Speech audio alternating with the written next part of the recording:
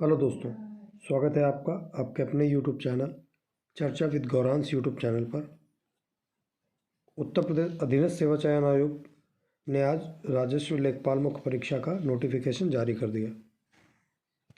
इसमें आवेदन करने की जो डेट बताई है उसने 7/1/2022 से इसके आवेदन चालू हो जाएंगे और इसकी जो लास्ट डेट है वो 28/1/2022 तक है। अगर आपका फॉर्म कुछ गलत हो जाता है तो उसमें संशोधन करने के लिए जो डेट दी गई है वो है 4/2/2022। आप संशोधन कर सकते हैं इस डेट में। काफ़ी दिनों से इस वैकेंसी का वेट हो रहा था। फाइनली आज इसका विज्ञापन जारी हो गया है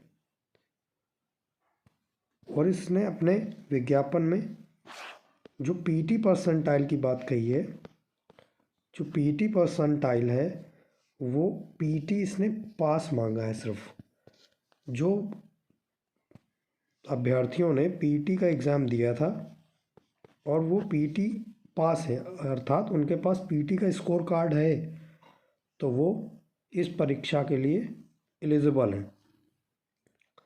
वो फॉर्म भर सकते हैं। पहले वो फॉर्म भरेंगे तो 25 रुपये का पेमेंट के साथ वो फॉर्म भर सकते हैं। उसके बाद शॉर्ट लिस्टेड किया जाएगा।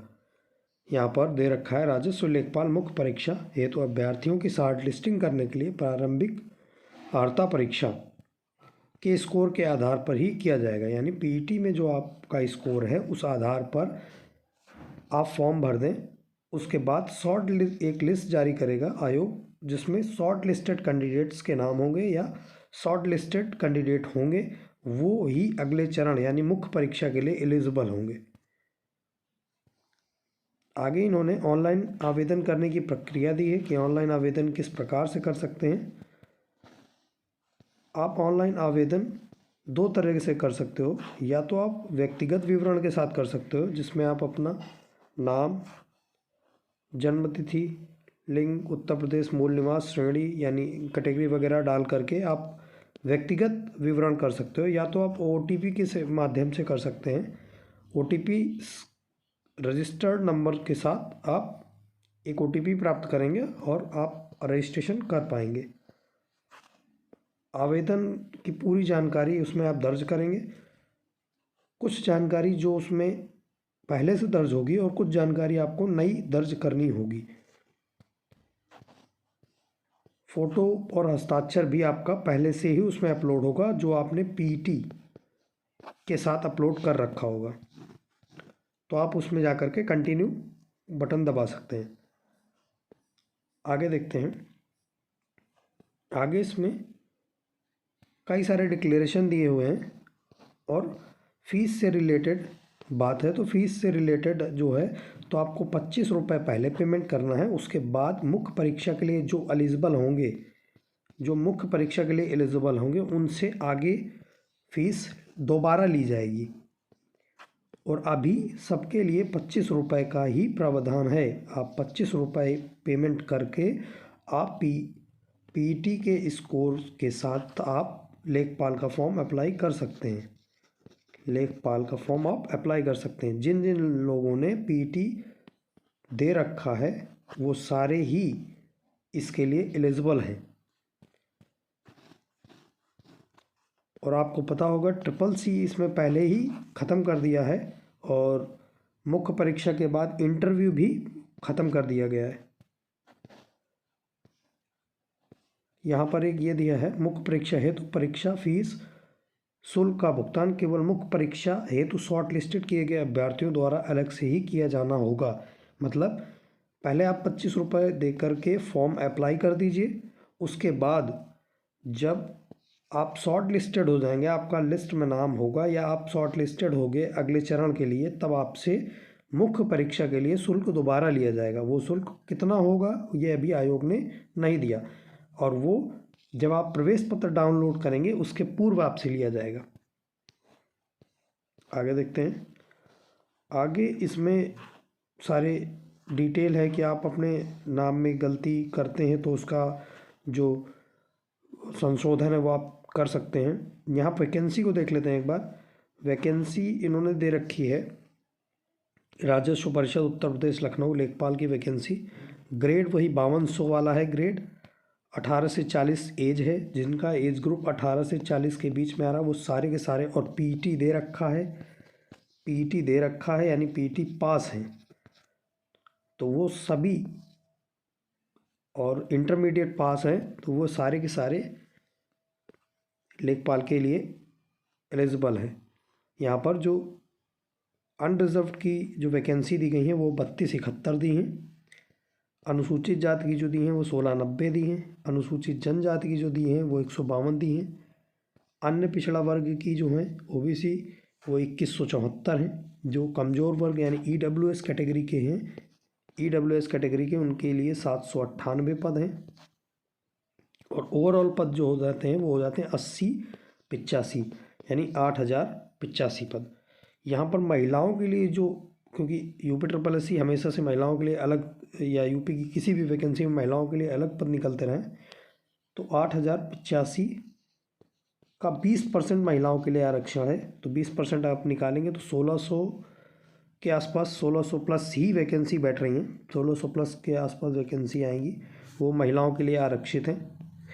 बाकी यहाँ पर ये आरक्षण का जो क्षैतिज विवरण दे रखा है वो हमेशा से दिया जाता रहा है। जो स्वतंत्रता संग्राम सेनानी हैं उनके लिए अलग आरक्षण की डिटेल है, 149 वैकेंसी है उनके लिए।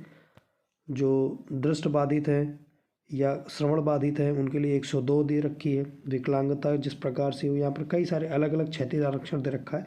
ये यहाँ पर जो महिलाओं के लिए आरक्षण दे रख की बात हमने अभी बताई आपको, 20% आरक्षित सीटें 1604 सीटें उनके लिए, 1600 प्लस सीटें बन रही हैं तो महिलाओं के लिए लेखपाल की जो बनेंगी सीटें। और जो एक्स सर्विस मैन हैं या सैनिक, भूतपूर्व सैनिक हैं उनके लिए 387 387 पद का पर आरक्षण दे रखा है। बाकी ये उनके लिए आरक्षण का विवरण पूरा दिया है यहाँ पर। और जो अर्हताएँ हैं वो ये हैं कि आप अभ्यर्थी को माध्यमिक शिक्षा परिषद उत्तर प्रदेश की इंटरमीडिएट परीक्षा या सरकार द्वारा समकक्ष मान्यता प्राप्त कोई परीक्षा उत्तीर्ण होना चाहिए। आपके पास इंटरमीडिएट परीक्षा उत्तीर्ण होना चाहिए, आप इंटरमीडिएट पास हों, इंटरमीडिएट, और पीटी आपने पास किया हो। पीटी का स्कोर कुछ भी हो आप भर सकते हैं।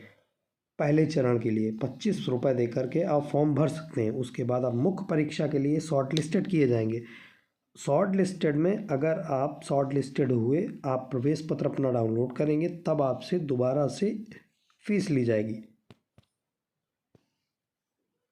आगे जो एज कैटेगरी है, एज क्राइटेरिया है जो बताया कि 18 से 40 के बीच के सभी अभ्यर्थी इस फॉर्म को अप्लाई कर सकते हैं। यहाँ आरक्षण का विवरण दिया है, चयन का आधार दिया है, लिखित परीक्षा होनी है। आपको पता होगा लिखित परीक्षा जो हमेशा से होती रही, उसी प्रकार कि सामान्य हिंदी के आपसे 25 प्रश्न पूछे जाएंगे जो कि 25 अंक निर्धारित होंगे। एक प्रश्न 1 अंक। गणित के भी 25 प्रश्न, सामान्य ज्ञान के भी 25 प्रश्न पूछे जाएंगे। ग्राम समाज और विकास के भी 25 प्रश्न पूछे जाएंगे। ओवरऑल 100 प्रश्न आपसे पूछे जाएंगे और 100 नंबर के होंगे। इसके लिए 2 घंटे का समय दिया जाएगा यानी 120 मिनट। एक बार यहाँ पर 1/4 का निगेटिव मार्किंग भी है, निगेटिव मार्किंग 1/4 निगेटिव भी है यहाँ पर। ये उपयुक्त परीक्षा है तो निगेटिव मार्किंग ऋणात्मक अंक दिए जाने हैं जो प्रश्न के पूर्णांक का 1/4 होगा। ये पूरा सिलेबस है, आप स्क्रीनशॉट ले सकते हो। सामान्य हिंदी का ये सिलेबस पूरा दिया है। अंक गणित यानी गणित का भी पूरा सिलेबस यहाँ पर दिया है, किस तरह से पूछेगा। या आप अलग से भी सिलेबस डाउनलोड कर सकते हो। सामान्य ज्ञान का पूरा सिलेबस यहाँ पर दिया है, सामान्य ज्ञान किस तरह से क्या पूछी जाएगी। ग्राम समाज और विकास का भी पूरा सिलेबस दे रखा है। लिखित परीक्षा के बारे में एक नोट पूरा दिया है। यहाँ पर इस नोट को थोड़ा देख लेते हैं। यदि विज्ञप्ति पदों के प्रत्युत्तर में प्राप्त आवेदन पत्रों की संख्या अधिकतम होती है या अधिक होती है तो आयोग के लिए विज्ञापन के सापेक्ष प्रारंभिक अर्हता परीक्षा 2021 के स्कोर के आधार पर मुख्य परीक्षा हेतु शॉर्ट लिस्ट किए गए अभ्यर्थियों की संख्या अधिक होने के कारण उनकी लिखित परीक्षा एक ही शिफ्ट में या एक साथ एक ही दिन आयोजन किया जाना सुविधाजनक नहीं होता, तो लिखित परीक्षा एक से अधिक शिफ्ट में आयोजित की जा सकती है। मतलब ये कि आपकी वैसे तो कोशिश की जाएगी कि पीईटी परसेंटाइल के स्कोर के हिसाब से आपको शॉर्ट लिस्टेड किया जाएगा। अगर शॉर्ट लिस्टेड कैंडिडेट की संख्या ज़्यादा होती है तो ये 2 फेस में कराएंगे। अगर शॉर्ट लिस्टेड कैंडिडेट की संख्या ठीक ठाक है, यानी एक चरण में करानी संभावित है, तो ये एक ही चरण में पूरी परीक्षा संपन्न कराएंगे। यहाँ पर पूरे जो डिटेल है फॉर्म से रिलेटेड वो दिया गया है। तो उम्मीद है आपको ये पसंद आया होगा।